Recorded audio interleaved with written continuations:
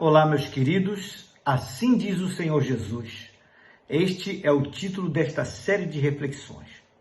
Eu quero ler novamente os versos 1 até o 5 do capítulo 7 do Evangelho de Mateus, onde estão registradas as seguintes palavras por Jesus proferidas.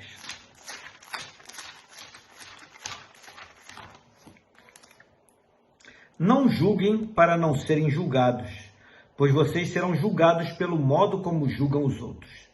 O padrão de medida que adotarem será usado para medi-los. Por que você se preocupa com um cisco no olho do seu amigo, enquanto há um tronco em seu próprio olho? Como pode dizer a seu amigo, deixe-me ajudá-lo a tirar o cisco do seu olho, se não consegue ver o tronco em seu próprio olho? Hipócrita, primeiro livre-se do tronco em seu olho.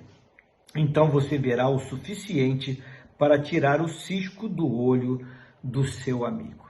Meu querido, minha querida, nós precisamos buscar consertar as nossas falhas, ao invés de criticar as falhas dos outros e até mesmo querer consertá-las. Jesus afirmou que tal postura crítica de olhar para os outros e julgá-los, ao invés de olharmos para nós próprios, não passa de pura hipocrisia. Pois agindo assim, supomos que podemos auxiliar uma pessoa que tem uma falha quando temos falhas piores do que as dela. Tal atitude ou comportamento é próprio das pessoas hipócritas que carecem de boa visão espiritual. Jesus não aliviou perante esta atitude egoísta e mesquinha de se fazer críticas ou julgamentos indevidos com respeito aos outros e disse, conforme registrado no verso 5, abro aspas, hipócrita, primeiro livre-se do tronco em seu olho e então você verá o suficiente para tirar o cisco do olho do seu amigo. Creio que eu já falei sobre o significado desta palavra em outra ocasião, mas eu quero relembrar uma vez mais o significado da palavra hipocrisia.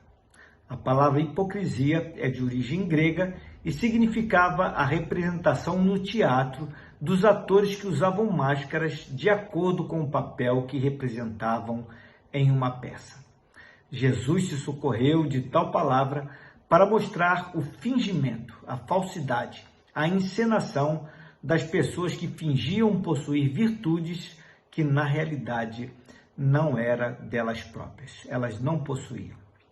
As pessoas atuavam como atores, representando personagens que não correspondiam com a vida real que levavam.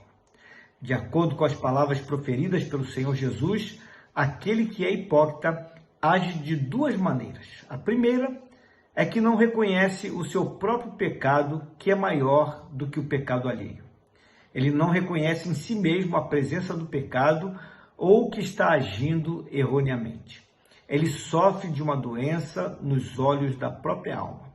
Ele possui uma visão ruim a respeito da vida. Seus olhos distorcem facilmente o que vê.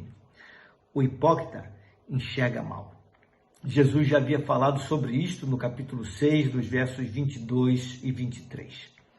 A segunda maneira como age um hipócrita é fingindo justiça ou interesse espiritual, ordenando que os outros endireitem as suas vidas. Essas são as principais características das pessoas hipócritas. Jesus fez uma comparação exagerada, indicando que a pequena falha da parte de um irmão se compara a um cisco e um tronco simboliza o pecado ou falha grave da parte do censurador, do crítico, do julgador.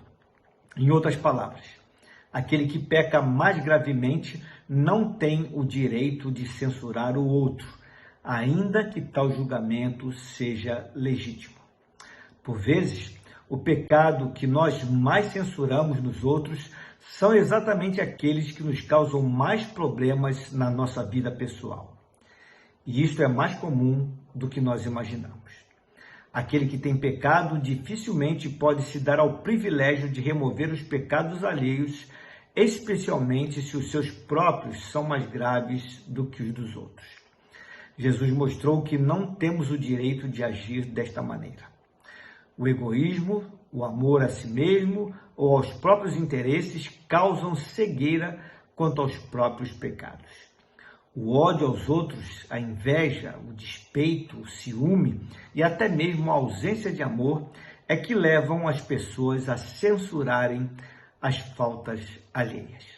E não existe outra maneira de definir estes tipos de atitudes a não ser que elas se constituem pecado. De outro lado, quando nós seguimos os ensinos de Jesus e deixamos de lado a hipocrisia, tirando primeiro o tronco do nosso próprio olho, passamos a enxergar claramente todas as coisas. Adquirimos não somente a capacidade de ver, mas também de ver com clareza. Ver claramente significa ter capacidade de discernimento, conhecimento da situação e interesse genuíno em ajudar o outro, ao invés de ficar criticando. Reflita a respeito disto. Vamos orar? Pai amado, quão profundas essas palavras do Senhor Jesus, nos mostrando que nós temos que acabar com essa postura, essa atitude de hipocrisia que nos faz julgar o outro sem ao menos fazermos uma leitura de nós próprios, dos nossos próprios erros, das nossas próprias falhas, querendo tirar o cisco que está no olho do outro quando temos um tronco no nosso, quando se torna impossível ver claramente porque a nossa própria visão está mais embotada que a do outro. Então, Senhor, nos ajuda, nos concede a graça de olharmos para os outros com mais compaixão e misericórdia, ao invés de querer ficar apontando os erros dos outros, criticando, fazendo juízos e muitas vezes, e na sua maior parte das vezes, descabidos até. Somos sim chamados a fazer juízos de situações, de fatos, mas nós não temos o direito de julgar ninguém. Nós não somos melhores do que ninguém. Ajuda-nos, Senhor Deus, é a oração que nós te fazemos. No nome santo de Jesus, ao qual seja honra, glória e louvor hoje para todo sempre. Amém. Meu querido, minha querida, busque ser verdadeiro. Deixe de lado toda a tentação de agir como um hipócrita. E que Deus te abençoe.